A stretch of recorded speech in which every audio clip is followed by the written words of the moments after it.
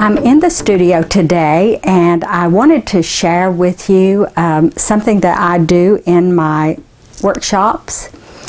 And I always encourage the artists that are taking my workshops to keep a separate board to the side or hanging up on the wall. It can be a panel or a piece of paper. And I use this sideboard to just clean my palette off at the end of the day or the end of a painting session when you've got lots of beautiful leftover paint and you're changing to a new palette for a new day, and just smear that paint onto a board very randomly, and it can be the beginning of a beautiful piece of work, we hope. And so try this in your home and your studio, and keep a board or a piece of paper and use your leftover paint at the end of the day or the end of a painting session as a beginning. And I'm going to use this from my palette yesterday that I wiped on, and we will start a painting.